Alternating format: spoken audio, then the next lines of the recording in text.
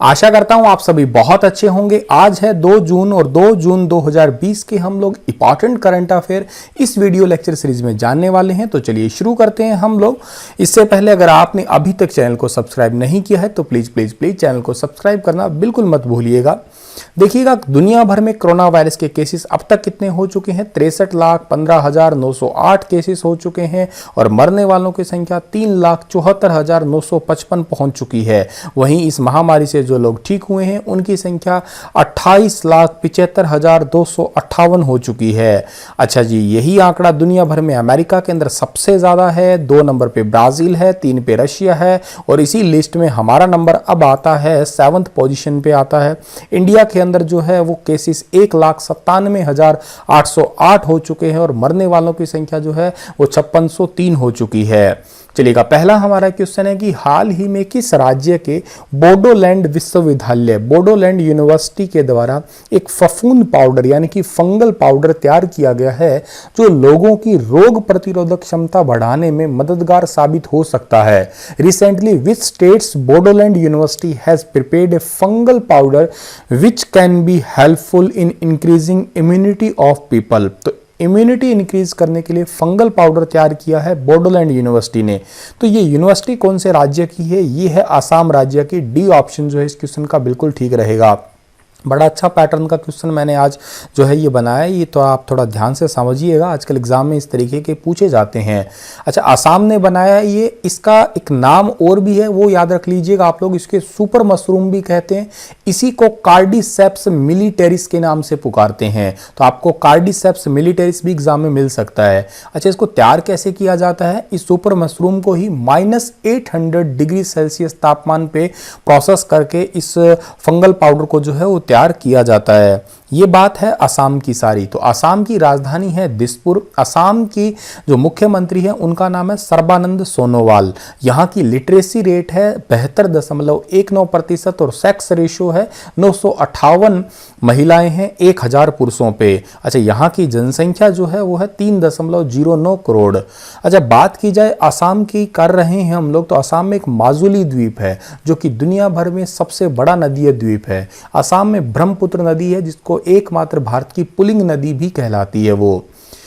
World milk day is observed on which of the following days. विश्व दुग्ध दिवस निम्न में से किस दिन मनाया जाता है? तो वर्ल्ड मिल्क डे हर साल मनाया जाता है 1 जून को। बी ऑप्शन सही रहेगा इस क्वेश्चन का हमारा। 1 जून 2001 को संयुक्त राष्ट्र खाद्य कृषि संगठन यानी कि United Nation Food and Agriculture Organization जो है उसके द्वारा 1 जून को इस दिवस को मनाने की शुरुआत की गई थी, या उन्हीं के द्वारा ये दिवस जो है वो स्थापित किया गया है। इस दिवस के मनाने का मुख्य उद्देश्य होता है कि लोगों को दूध और दूध से बने उत्पादों की तरफ उनका ध्यान लेके जाना और डेयरी विकास में भी थोड़ा ज़्यादा सहयोग करना। बाकी अगर आपको इस टॉपिक के बारे में ज़्यादा जानना है तो मैंने स्टार IQ यूट्यूब चैनल पे डिटेल एक वीडियो बना दिया है। लिंक आपको स्टार IQ नाम से टेलीग्राम चैनल है, आपको वहाँ पे आसानी से मिल जाएगा। आगे बढ़ते हैं हम लोग। तो भारतीय क्रिकेट कंट्रोल बोर्ड यानी कि जो BCCI है ने 2020 के राजीव गांधी खेल रत्न पुरस्कार के लिए किस बल्लेबाज को नामांकित किया है? नॉमिनेट जो है वो किया है board of control for cricket in India BCCI ने राजीव गांधी खेल रत्न अवार्ड के लिए वो उन खिलाड़ी का नाम है रोहित शर्मा। ए ऑप्शन सही है इस क्वेश्चन का हमारा। क्यों नॉमिनेट किया है? क्योंकि 2019 का जो वर्ल्ड कप था उसके अंदर 5 शतक लगाए थे इन्होंने, इस वजह से। और राजीव गांधी खेल रत्न पुरस्कार जो है भारत में दिए जाने वाला सबसे बड़ा खेल पुरस्कार भी है, याद रखिएगा। और इस अवार्ड का नाम भारत के पहले पूर्व प्रधानमंत्री कहिएगा या भूतपूर्व प्रधानमंत्री जिनका नाम है राजीव गांधी, उन्हीं के नाम पे ही ये अवार्ड का नाम रखा गया है। अच्छा, बात BCCI की हुई है, फुल फॉर्म तो आपने जान ली, लेकिन इसके प्रेसिडेंट का नाम है सौरव गांगुली, सेक्रेटरी है जे शाह, हेडक्वार्टर मुंबई में है और स्थापना दिसंबर 1928 के अंदर हुई है। अगला सवाल भी कुछ इसी से ही संबंधित है कि हाल ही में BCCI ने अर्जुन अवार्ड के लिए किसे नामित किया है? तो देखिएगा इन ऑप्शन में से अर्जुन अवार्ड को जो अर्जुन अवार्ड के लिए नॉमिनेट किया है उनका नाम है शिखर धवन। वैसे 3 लोगों को जो है नॉमिनेट किया है अर्जुन अवार्ड के लिए, एक है ईशांत शर्मा, एक है शिखर धवन और एक है दीप्ति शर्मा। इन तीनों को अर्जुन अवार्ड के लिए बीसीसीआई ने नामित किया है। शिखर धवन जो है वो एकमात्र ऐसे बैट्समैन हैं जो 2 बार गोल्डन बैट्स जो है वो ले चुके हैं आईसीसी चैंपियनशिप ट्रॉफी के दौरान। आगे बढ़ते हैं हम लोग। तो साजिद वाजिद संगीत की जोड़ी ये तो टूट ही गई, आप लोगों ने शायद न्यूज़ देख ही ली होगी। उनमें से वाजिद खान का जो है वो 1 जून 2020 को कोरोना वायरस की वजह से ही निधन हो गया है। अब इन दोनों भाइयों ने बॉलीवुड में अपनी शुरुआत की थी, तो कौन सी फिल्म से जो है इन्होंने शुरुआत की थी? सलमान खान की फिल्म थी वो, उस फिल्म का नाम है प्यार किया तो डरना क्या। डी ऑप्शन सही है इस क्वेश्चन का। ये हैं वाजिद, ये हैं साजिद। अब इनमें से ये इस दुनिया में नहीं रहे। और आगे बढ़ते हैं हम लोग। निम्नलिखित राज्यों में से कौन गरीबों को मुफ्त इंटरनेट प्रदान करेगा? Which among the following state will provide free internet across to poor? Very very very important question है। वाओ, मैं तो गरीब खुद हूं भाई, मैं तो आप इस राज्य में जाना चाहता हूं। इस राज्य का नाम है केरल। सी ऑप्शन सही है।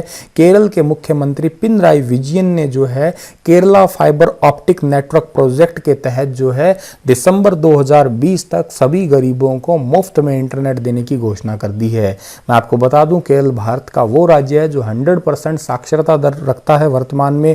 यहाँ पे 100% डिजिटलाइजेशन हो चुका है, गाँव तक इंटरनेट पहुँच चुका है और अब तो फ्री में इंटरनेट। और वो नॉर्मल इंटरनेट नहीं है, कहीं आप सोचो नॉर्मल इंटरनेट में 2G 3G देंगे। यहाँ पे 4G या यूँ कहिएगा 5G के मुकाबले की स्पीड वाला इंटरनेट देने वाले हैं। ये बहुत अच्छी स्पीड आती है इस इलाके के अंदर। इवन पीएमओ ऑफिस के टक्कर की स्पीड आती है केरला के कुछ इलाकों के अंदर, इडुक्की वगैरह के इलाकों के अंदर तो स्पीड ही बहुत ज़्यादा है वहाँ पे।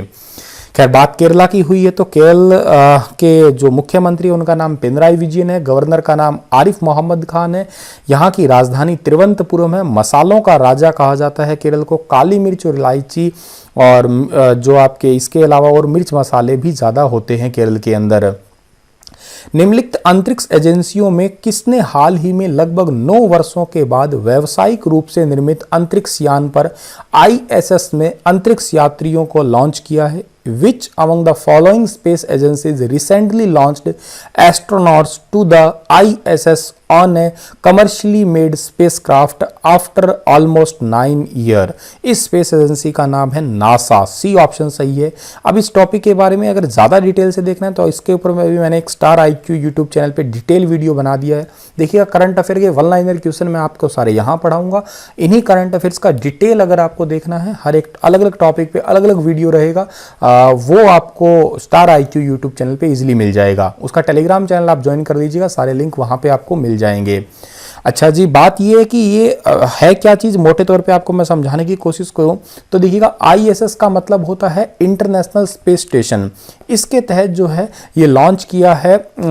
इसी के ऊपर जाने के लिए नासा ने दुनिया में पहली बार ऐसा हो रहा है कि किसी प्राइवेट कंपनी द्वारा स्पेस मिशन को लॉन्च किया जा रहा है।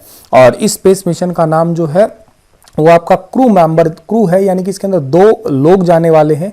ये क्रू स्पेस क्राफ्ट है। क्रू का मतलब होता है इसके अंदर आदमी बैठ के जाए, कार्गो का मतलब इसमें सामान जाए।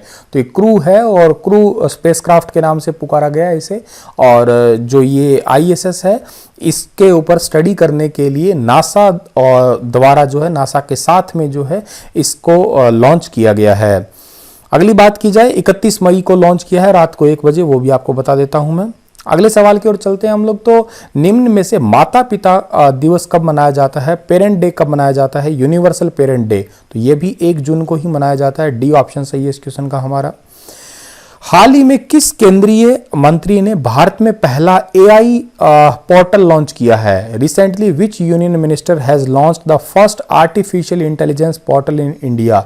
तो इनका नाम है रविशंकर प्रसाद। डी ऑप्शन सही है।